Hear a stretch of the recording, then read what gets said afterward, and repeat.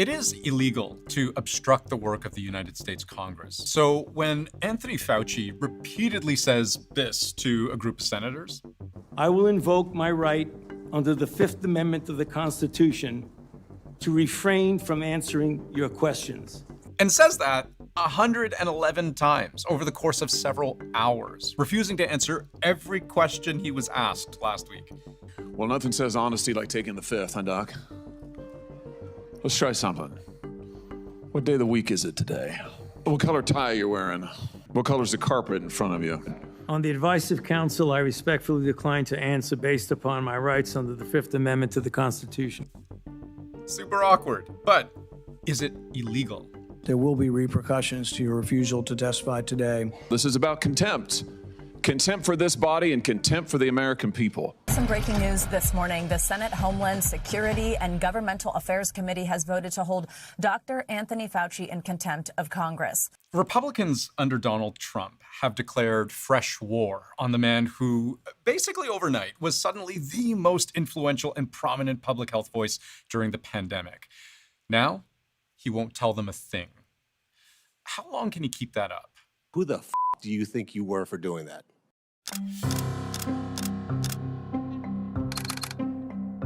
Many Republicans and their supporters do not like Anthony Fauci, but few have so consistently made an enemy of him over such a long period of time as Rand Paul.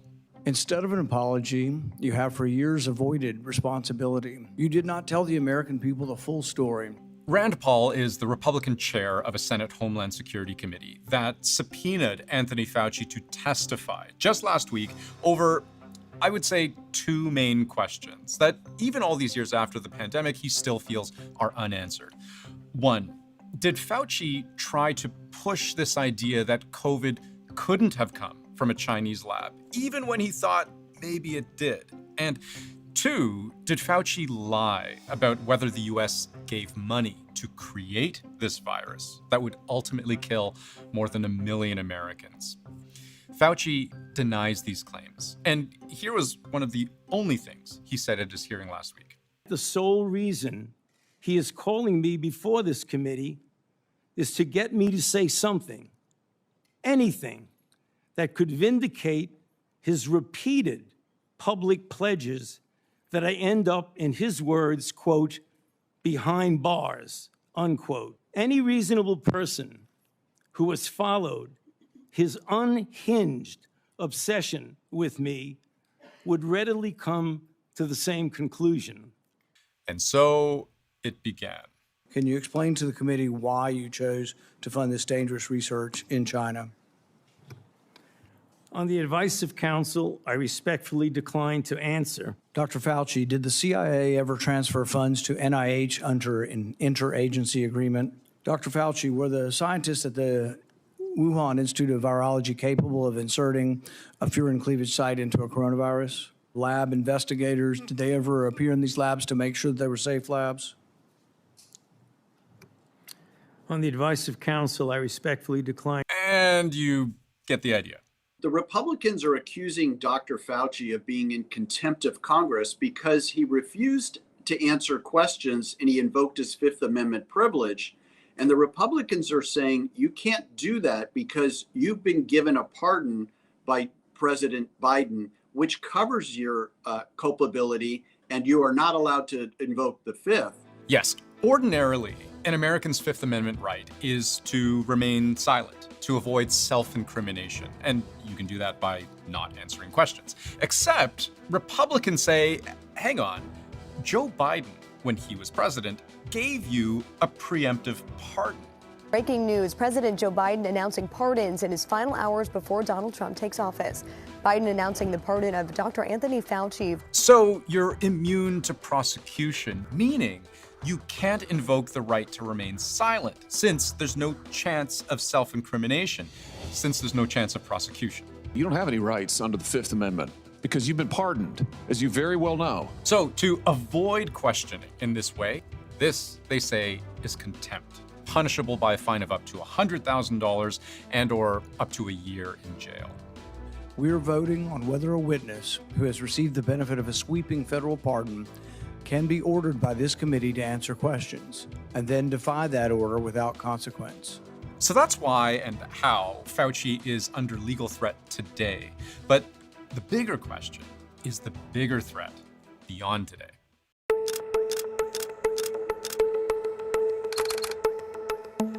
If you're someone who sees Anthony Fauci as dangerous, as a villain, the first question you have is a very serious charge. Why peddle the lie that COVID made a natural jump from animals to humans?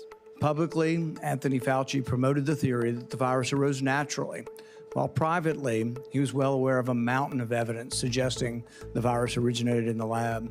They point to Fauci's own diary entries written in the earliest days of the pandemic, like this one from January 26, 2020. So this is before the World Health Organization is even willing to call this an international public health emergency, never mind an actual pandemic, which would come months later. Fauci writes about the wet market origin theory. Now we know the market was not the source, it was the amplifier. And just 5 days later, he writes how his colleagues studying the coronavirus itself believe mutations in its makeup could not have occurred naturally. And they raise the possibility that these features were deliberately inserted and either accidentally released or deliberately released by a crazy person in the lab. Republicans like Rand Paul say this is evidence that Fauci and his colleagues were privately entertaining this lab leak theory while denying it in public. Fauci says that's not quite right, that he's often leaned one way, but never lied. We keep a completely open mind as to what the origin is. Having said that, if you look at the examination by highly qualified international scientists with no political agendas, they've published in peer-reviewed journals, the best of the peer-reviewed journals, that the evidence is quite strong that this is a natural occurrence. Fauci has said his objection was always only against people who said the lab leak theory was unequivocally true when they just had no way of knowing. And that when people accuse him of a cover-up, pointing at positions like this, published in May of 2020, they're really just misrepresenting his position as being entirely one-sided. In reality, though, opinion on the true origin of COVID-19 is split. Early on, the prevailing theory was that this was most likely a case of natural animal-to-human transmission at a seafood market in Wuhan, China. And for years, the U.S. intelligence community was unsure. From this government report in 2023, at least 5 intelligence agencies believed this was just a case of the virus evolving from infecting animals to infecting humans. But the Department of Energy and the FBI leaned towards the lab leak theory. The CIA decided inconclusive, though later on it would lean more towards COVID's origin being in a lab. The World Health Organization, not so sure. The work to understand the origins of SARS-CoV-2 remains unfinished. The origins of SARS-CoV-2 and how it entered the human population will remain inconclusive. Despite all this, Republicans insist a Fauci cover-up makes sense because American taxpayer money under Fauci's leadership funded some of the work going on in that lab in Wuhan. The decision to fund dangerous gain-of-function research in Wuhan, China, will likely go down in history as perhaps one of the worst public health decisions. I hope today Dr. Fauci will come clean, admit that the risk of this dangerous research exceeded any possible benefits, ask forgiveness. Now, at the risk of going down all the rabbit holes, I will answer this. Did Fauci's National Institute of Allergy and Infectious Diseases fund coronavirus research in Wuhan? Yes, it did. This is not disputed. A U.S. nonprofit called EcoHealth managed to secure, over a period of about 10 years, a series of 7 grants from NIAID, totaling more than $4 million, studying very specifically the question of bats transmitting coronaviruses to humans in China. A portion of this money, about $600,000, did go to the Wuhan Institute of Virology in China. But the harder question to answer is whether that research funded an explicit attempt to make one of these coronaviruses better, at infecting humans. When you hear people talking about gain-of-function research, that's what they're talking about. The NIH has not ever and does not now fund gain-of-function research in the Wuhan Institute. Fauci has long maintained that U.S.-funded research in China did not produce anything genetically close enough to be the direct cause of the pandemic. But again, the Republican charge here is immense, which is that if the U.S. government, under Fauci's leadership, had not helped China in its research, the global pandemic might never have happened to begin with. You've never admitted that it could have been a mistake funding this research in China. No scientist is above scrutiny.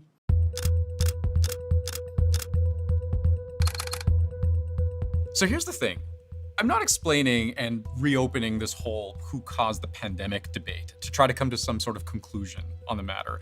I raise it only to show you how high the stakes are and how serious some elements of this Trump administration are about prosecuting Anthony Fauci, pardon or no pardon. It's very clear from statements that were made by Republicans during the hearings and after and outside of those hearings that they intend to use him as a poster child for what took place in the United States during the COVID era. This possibility that vengeful Republicans will find some way, any way, to prosecute Fauci despite his pardon? Senator Paul, you do not know what you are talking about, quite frankly, and I want to say that officially. You do not know what you are talking about. And if anybody is lying here, Senator, it is you. This is what powers Fauci's Fifth Amendment defense. Because while the pardon would appear to protect him from any of his public actions over a fairly wide 10-year period, it doesn't extend to anything he might say or admit to now. And sure enough, prosecutors in Trump-friendly parts of the country at the state level, from Alabama to Florida, another red state, and Louisiana too, there is an increasing tide of legal action building against Fauci. So, when summoned before Congress, he shuts down. But for how long he can continue that strategy depends entirely on how determined this administration is to make him pay.